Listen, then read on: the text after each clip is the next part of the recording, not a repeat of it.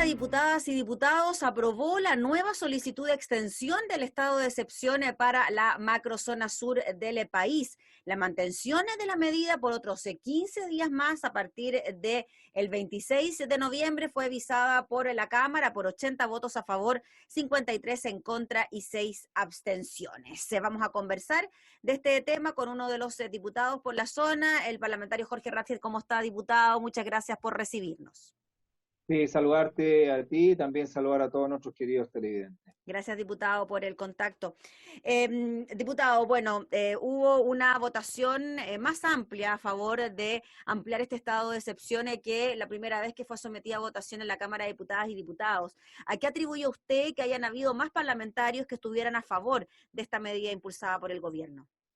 A ver, dos razones importantes. Uno, la medida ha dado su resultado en el sentido de bajar claramente las acciones de violencia que se han estado ejerciendo en la región de Araucanía. Y lo otro, el resultado de las elecciones del fin de semana, donde aquellos candidatos que fueron claros y precisos respecto de que tenía que controlarse la violencia en la región de Araucanía, obtuvieron un muy buen resultado, como el caso del candidato presidencial José Antonio Kast, y eso claramente lleva a entender de que lo que desea la ciudadanía en la región de la Araucanía es paz y tranquilidad, y la única forma de obtenerlo es, ¿no es cierto?, con la presencia y el apoyo más que nada de las Fuerzas Armadas a Carabineros y la Policía de Investigaciones en la región de Araucanía y en las provincias de Arauco y Biobío. Sí, esto ya comenzó a regir el pasado 12 de octubre con solo la determinación por parte del gobierno a través del presidente de la República, y después de 15 días esto tuvo que ser aprobado por el Congreso, estos otros 15 días más también aprobado.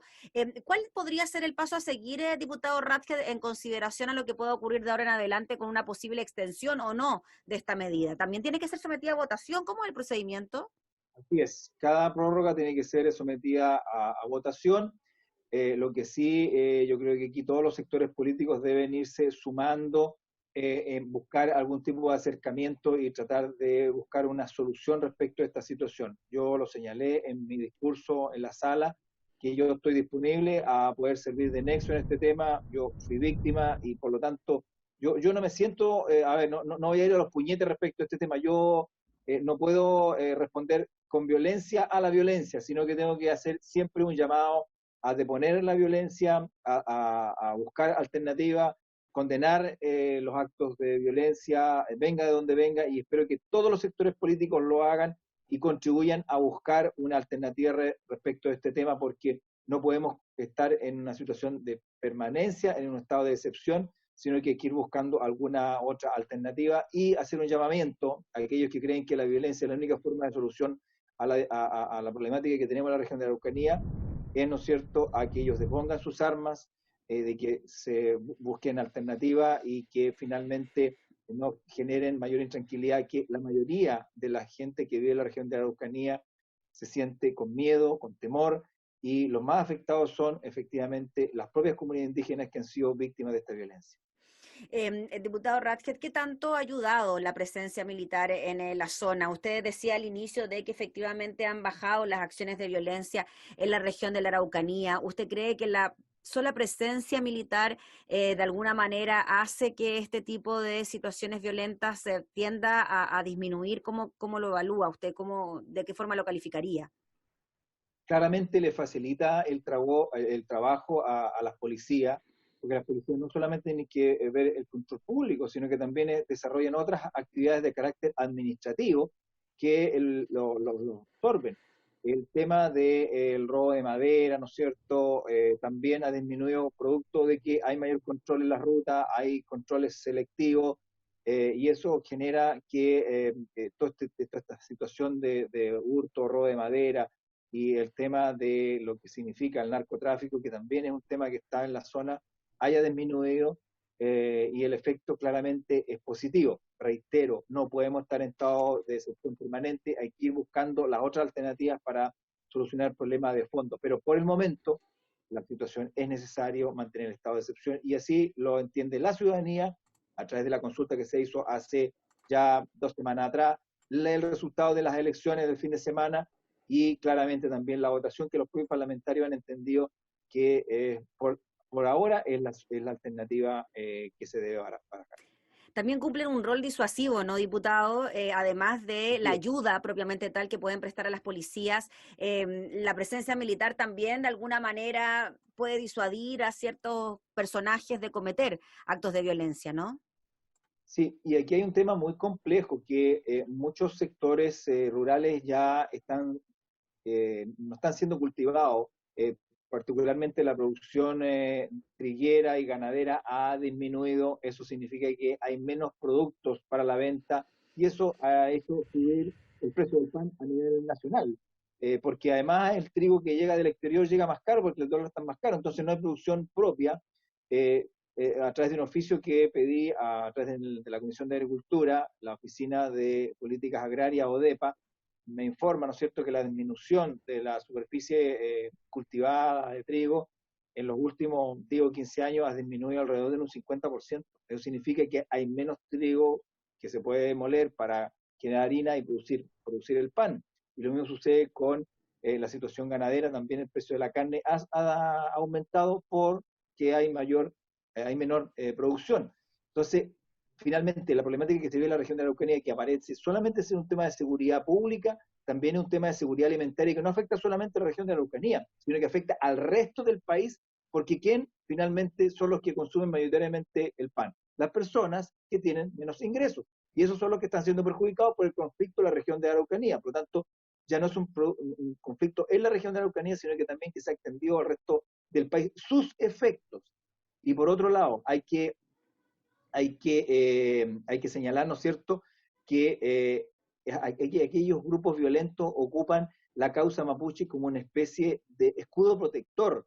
Ellos tienen capturada la causa mapuche. La inmensa mayoría de las personas pertenecientes a nuestros pueblos originarios, el pueblo mapuche, son gente pacífica, de tranquilidad, de paz, que quiere salir adelante, quiere que, ¿no es cierto?, que los ayuden, que le colaboren, pero no a través de la violencia. Ellos no ocupan esa medida. De hecho, el día que yo fui víctima de un acto, ¿no es cierto?, de un incendiario, un ataque incendiario, más de la mitad de las personas que me llamaron solidarizándome y lamentando lo que a mí me había sucedido eran personas pertenecientes a comunidades indígenas. Bien lamentable, por supuesto, lo que le sucedió, diputado. Solidarizamos con usted y con su familia. Nos imaginamos que fueron momentos bastante complejos. Y sobre eso justo le quería preguntar, usted como víctima, finalmente, de la violencia en la Araucanía, ¿cómo cree usted que esto se expande también a sus vecinos? A quienes pueden pensar, si esto le pasa a un diputado de la República, pues bien que queda para uno. ¿Cómo ha visto usted esa situación dentro de las personas que lo rodean, de quienes viven cerca suyo, sus familiares, sus amigos, sus vecinos? Mira, yo entiendo que no solamente como parlamentario resulté afectado, sino que también como agricultor, como productor de la zona, y por lo tanto a mí me preocupa mucho la situación que está afectando a nuestros productores en la zona. Ya no es un tema de carácter forestal, sino que es un carácter que también está perjudicando a quienes son los que cultivan la tierra, los que entregan su trabajo, su esfuerzo, su sacrificio para que el alimento llegue a la mesa de todos los chilenos. Y es ahí donde es la preocupación que tenemos de que esta violencia está afectando finalmente al ciudadano de a pie del resto del país, porque la región de Araucanía, Arauco, Biobío, los ríos, los lagos, son zonas productoras eminentemente de alimentos para que proveen al resto del país. Por lo tanto, si hay conflicto ahí, si hay dificultades ahí, tarde o temprano ese problema se va a traspasar a la gente que vive en las grandes ciudades, producto de que va a haber menos disposición de alimentos. No podemos como país estar dependiendo eternamente del exterior que lleguen los alimentos. Tenemos que tener una agricultura fuerte y que produzca los alimentos al menos para estar en una situación compleja. Todavía estamos en una situación de pandemia. Muchos productos no llegaron del exterior y por lo tanto debemos fortalecer lo que significa la producción nacional y esto está siendo seriamente amenazado producto de la violencia en la región de Araucanía. Diputado, y el narcotráfico, tanto se habla de que de alguna manera también el narcotráfico estaría escondiéndose dentro de lo que podría denominarse como el conflicto mapuche. ¿Qué opina usted de eso?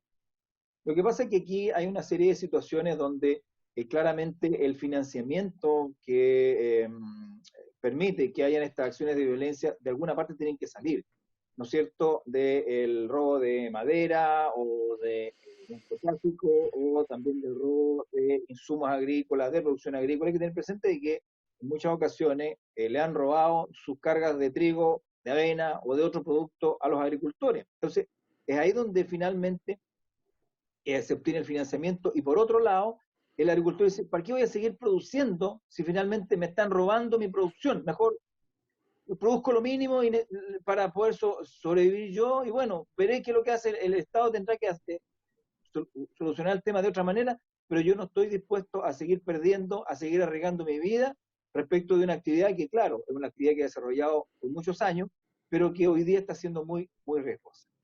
Diputado, hay algunos parlamentarios que incluso van un poco más allá y hablan de un estado de sitio para la zona en conflicto. ¿Usted cree que esa puede ser una alternativa? A ver, efectivamente hay parlamentarios que señalan de que todavía este estado de excepción, ¿no es cierto?, es insuficiente. Otros creen que es exagerado. Bueno, cada uno tiene su postura, pero creo que en la medida en que esto esté dando resultado por ahora, debemos mantenerlo tal cual. Diputado, finalmente, precisamente de la vereda al frente, de quienes votan en contra de la ampliación de este estado de excepción, diciendo que aquí lo que debe primar es el diálogo con las comunidades, que la militarización de la zona no es un buen ejercicio para que los conflictos se vayan solucionando. ¿Cómo responde usted a eso?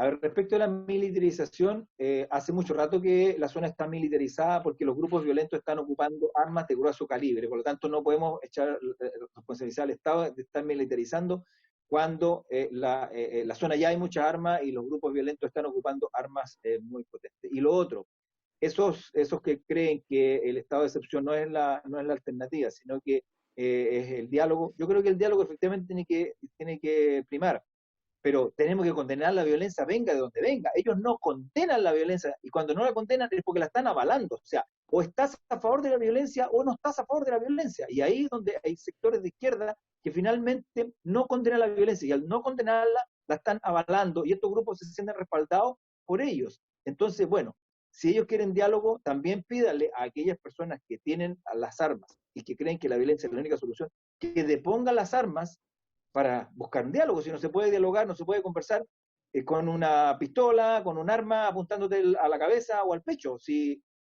por lo menos la conversación tiene que estar en igualdad de condiciones y no imponer, ¿no es cierto?, o presionar para obtener una determinada resolución de la autoridad a través de la acción de la violencia o de las armas. Muy bien, pues diputado Ratcliffe, le agradecemos enormemente por el contacto para hablar de estos temas que no solo preocupan a su zona, a la que usted representa, sino también a todo el país. Así que muchas gracias por su tiempo, que esté muy bien.